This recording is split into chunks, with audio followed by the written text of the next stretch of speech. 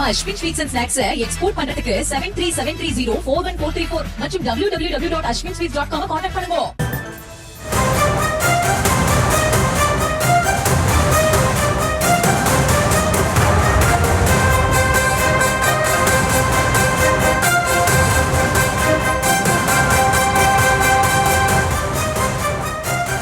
தாவேக தலைவர் விஜயிடம் டெல்லி சிபிஐ அலுவலகத்தில் 1 மணி நேரத்தை கடந்து விசாரணை நடைபெற்று வருகிறது. கரூர் பெருந்துயரம் தொடர்பாக சிபிஐ விசாரணைக்கு 3வது முறையாக அழைக்கப்பட்டு இன்று ஆஜராக இருக்கிறார் தாவேக தலைவர் விஜய்.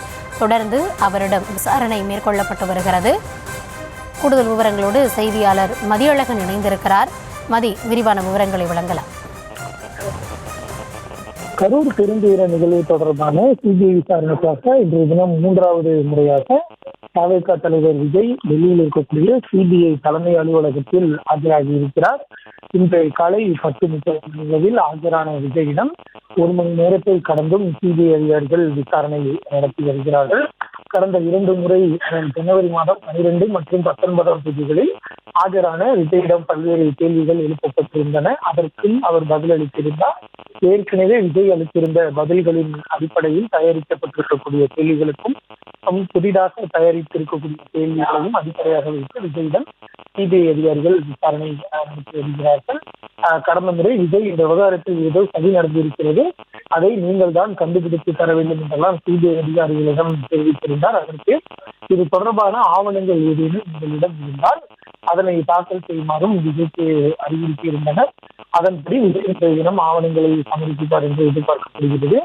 மேலும் கரூர் பெருந்துயர நிகழ்வு தொடர்பாக தாவேக தரப்பில் செய்யப்பட்டிருந்த ஏற்பாடுகள், விஜய் மீதான குற்றச்சாட்டுகள் தொடர்பாக விஜயிடம் கேள்விகளானது எழுப்பப்பட்டு வருகின்றன.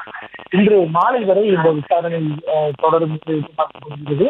ஒருவேளை இன்றைய தினம் விஜய் அளித்த பதில்கள் திருப்தி இல்லை, இன்னும் கேள்விகள் கேட்க வேண்டியது இருப்பதாக சிபிஐ நினைக்கும் பட்சத்தில் நாளையும் விஜய் ஆஜராகுமாறு சிபிஐ உத்தரவிடலாம்.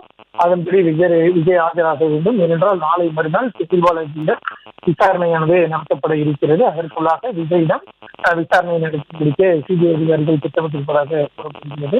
எனவே விஜய் சொல்லக்கூடிய பதிலை வைத்தும் அடிப்படையாக வைத்தும் செந்தில் பாலாஜியிடம் கேள்வி எழுப்புவதற்கான வாய்ப்புகள் இருக்கின்றன. அந்த வகையில் விஜயிடம் தொடர்ந்து விசாரணை என்பது நடத்தப்பட்டு வருகிறது. 1 மணி விசாரணை நடத்தப்பட்டு பின்னர் உணவு இடைவெளிக்கு பின்னர் மீண்டும் மாலை வரை விசாரணை தொடரும் என்று எதிர்பார்க்கப்படுகிறது.